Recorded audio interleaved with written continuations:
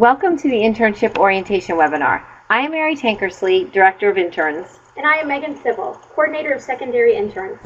Thank you for your willingness to mentor a UT intern. You are a critical component of the student's education. Your intern has been assigned a University Supervisor. You, the supervisor, Megan Sybil for secondary, and Mary Tankersley for elementary education make up the internship team put in place to support the student teaching candidate. Our philosophy is one in which the supervisor and cooperating teacher act as coaches and mentors for the student teachers, not critics. Just like the students in your classrooms, our interns are at a variety of developmental levels. It is important for the support team to communicate regularly with each other and the intern throughout the final internship. Megan and I, along with the supervisors, will reach out to you via email consistently. Please communicate with the intern directly if there is an issue, and contact the intern supervisor sooner rather than later if there are any red flags or problems. We like to approach minor issues proactively to avoid escalation to major issues. Your intern should have brought you a Practicum 4 handbook, a Practicum 4 cooperating teacher folder, and a daily observation folder. When you have the opportunity, please read the handbook thoroughly. Today we will highlight a few key topics, but there is essential additional information outlined in the handbook. Absences. All prearranged absences need to be approved in advance by the cooperating teacher, Mary Tankersley or Megan Sybil. If an intern is sick and cannot go to their internship classroom, they must contact the university supervisor, the cooperating teacher, and Mary Tankersley or myself. If the intern has any teaching materials or lesson plans needed for the day, they need to find a way to get those items to your campus. All interns are required to be at the school site for each school's required teacher hours. It is important that they arrive early or on time each day. Please let the university supervisor know if this ever becomes a problem. Since final interns are at the early stages of their teaching careers, their lesson plans will need to be more detailed and thorough than your plans. The interns can use the template of their choice and must include written objectives, materials list, procedures, and assessment in each plan. For formal university supervisor observations, interns are required to use the formal format found in the cooperating teacher folder, as well as submit pre- and post-observation question responses to their supervisor. If you currently plan with a team, the intern should join you in these planning sessions. If you plan on your own, the intern should meet with you weekly to plan together. It is expected that the intern will write plans with their ideas, but supported by the cooperating teacher throughout the final internship. The intern's plan should be complete by Friday in preparation for the following week. They should not be planning day by day. We do realize that the plans may need to be altered based on the student's understanding and progress. The cooperating teacher should review all plans before they are taught by the intern. The review will need to take place far enough in advance that the intern has time to make suggested adjustments. Please be mindful that this is all new for interns, and it is not yet second nature as it is for you. Please take a moment to find your daily reflection folder. This will be a folder that is shared by you and your intern. Please use this folder throughout the week to note things that the intern is doing well and suggestions that you have for improving areas of teaching. You will want to spend a few minutes each day reviewing these notes with the intern and discussing their progress. The only way an intern can correct things is if they know what they're truly doing wrong. It is helpful and encouraging for you to communicate what things they are doing well and all observed progress. At the end of each week, please set aside time to meet with your intern to discuss their weekly progress. The forms for these weekly reflection conferences can be found in the front pocket of your daily observation folder. There is a form for each week, beginning with week 1. You will complete side 1 with the intern. The back reflection and action steps page is to be completed independently by the intern. The intern will then scan this form or send a picture to their supervisor each week. The hard copy is to be housed in their lesson plan notebook. Take a moment to look in your cooperating teacher folder. The Danielson Evaluation rubrics are in the right side pocket. 4 times throughout the semester, you will be asked to complete a Danielson Evaluation. This is done slightly different from Hillsborough County. Since we are using this instrument for student-teacher growth and reflective purposes, it is okay if you are not trained through Hillsborough County as an evaluator. The University of Tampa Education Department will provide you with a training related to the use of the tool at University of Tampa. The Danielson evaluations are to be completed based on overall progress, not one isolated lesson. Since we are using the first 3 evaluations as formative assessment, you may choose to highlight areas describing what the intern has demonstrated in each area. Therefore, you do not need to score in just one column. The final Danielson evaluation is summative and will need to reflect only one column score for each domain criterion. To successfully complete the internship, the intern cannot score within the requires action column on their final Danielson evaluation. The goal is that the internship team would have assisted and remediated any weak areas by the conclusion of the internship. Please note that the cover page of each evaluation has instructions for completion and an area to mark if the intern is progressing at a developmentally appropriate rate or if the intern requires additional support and intervention to ensure his or her success.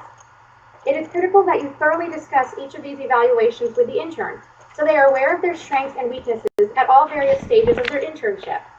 Once you and the intern have discussed the evaluation, the intern will then complete a reflective professional plan to help facilitate continued growth.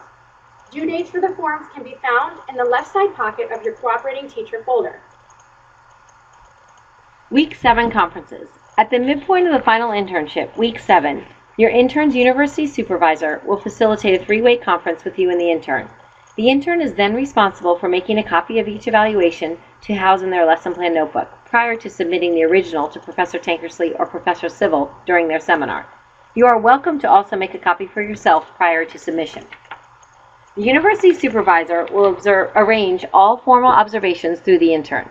The intern should always check with you and confirm that the day and the time for the observation is convenient for you. Elementary interns will be observed a minimum of 7 times, and secondary interns a total of 5. Elementary interns must complete the additional few observations to meet the requirements of their reading endorsement. For elementary, 2 observations will be of their guided reading instruction, 2 will be of content-based reading lessons, and the remaining will be general instruction. Elementary interns assigned to classrooms in which the lead teacher does not teach language arts will need to arrange to work with a guided reading group in another classroom.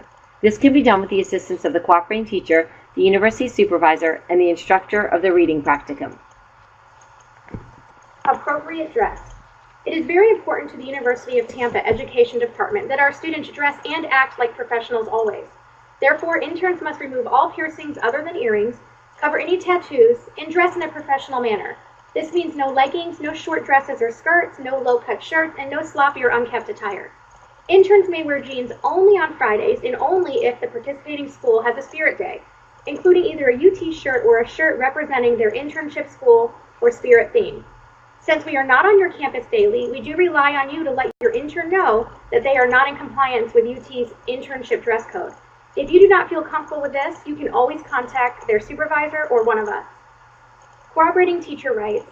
Our priority is always the students in your classroom. Since the intern is a guest in your classroom, you do have the right to ask an intern to not return if you feel that the progress of your students is hindered by the intern.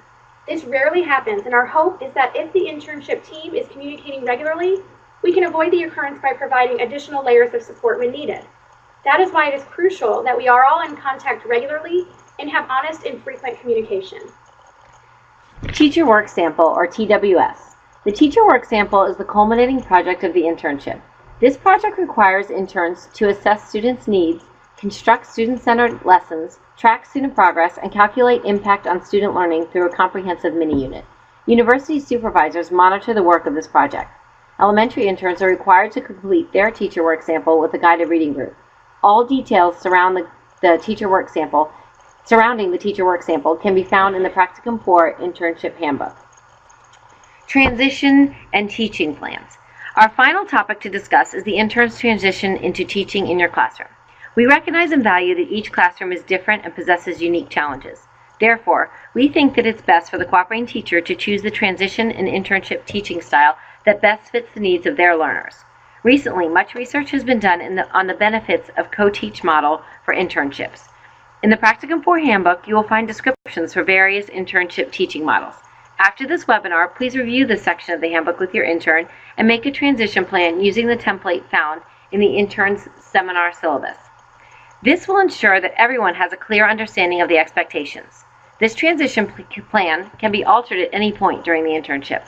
Since each intern is at varying developmental levels and comes with a personal level of life experiences and learning styles, therefore, they may need to take the lead at a different rate than others. We ask that our interns have the opportunity to observe you modeling highly effective teaching for a minimum of 1 hour per day for at least the first 4 weeks. We also request that each intern have full lead with the planning and teaching for at least 4 weeks of the internship. During that time period, we would like the intern communicating with parents under your guidance as often as possible and/or necessary. We thank you for your willingness to mentor an intern. You have and will have a profound impact on their teaching career in the lives of all the students who they will teach. The information reviewed during this recording can be found in the Practicum 4 Handbook or your Cooperating Teacher folder. Your intern supervisor contact information is affixed to the outside of your Cooperating Teacher folder. If you have any questions or need clarification, please do not hesitate to contact the University Supervisor, Professor Mary Tankersley, myself, and all elementary reading practicum questions should be directed to the supervisors and instructor of the reading practicum, Dr. Gina Almarico. This concludes our orientation recording. We will be in touch shortly regarding the training for intern evaluation tools. Thank you.